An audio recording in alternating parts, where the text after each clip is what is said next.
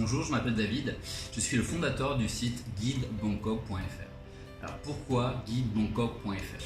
Je vais juste vous répondre en vous racontant une histoire. C'est l'histoire de ma première journée à Bangkok. J'arrivais d'un tour du monde depuis 3 ans déjà, j'étais sûr de moi, je parlais l'anglais couramment, il n'y avait aucun problème, dans ma tête du moins, pour visiter Bangkok tout seul. Et c'est là que les ennuis ont commencé.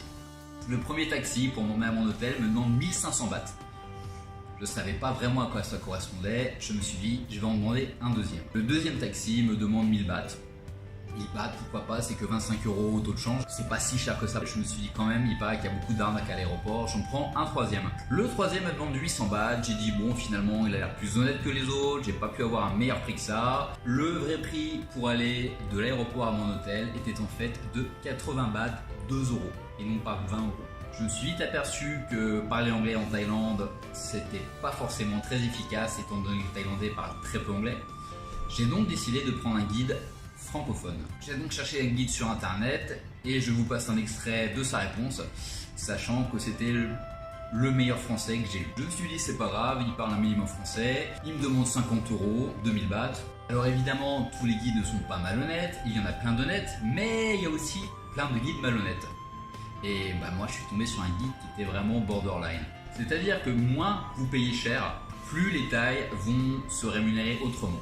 On ne peut pas leur en vouloir, c'est dans la culture. Un Thaïlandais qui vous amène quelque part va demander une commission à chaque fois. Un Thaïlandais va vous amener dans un endroit où il touchera le plus de commissions. Mon guide Thaï avait plutôt intérêt à m'emmener dans des endroits avec des grosses commissions pour lui que les endroits que je voulais faire. Et quand j'ai voulu aller voir le Grand Palais, le Wat Phra Kaew Bouddha d'Emeraude et le Wat Po le Bouddha couché, comme par hasard, c'était fermé. Il connaissait un super temple un petit peu pareil où il pouvait m'emmener. Bref, à la mi-journée, j'avais donc payé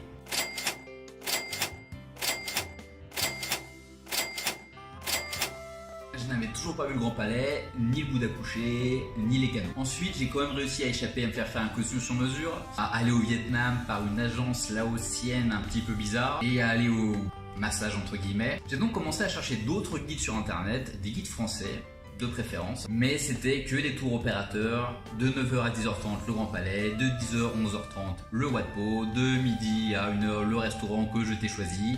On n'avait vraiment aucune liberté. Je me suis dit c'est quand même pas compliqué ce que je veux. Je veux juste aller au Grand Palais.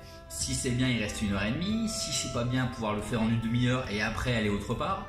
Aller voir le Wat Po. Si c'est bien il reste peut-être 2 heures. Si c'est pas bien le faire en 10 minutes. Mais avoir toujours quelque chose à faire. Un accompagnateur personnalisé. Ça n'existait pas à Bangkok. J'ai donc lancé guidebangkok.fr. Français natif qui vous emmène où vous voulez, quand vous voulez et personnalisable jusqu'au dernier moment. Vous allez au Grand Palais à 9h, si ça ne vous plaît pas, 9h30 on fait autre chose, si ça vous plaît on reste. Quand vous en avez marre, on s'en va et on fait toujours autre chose.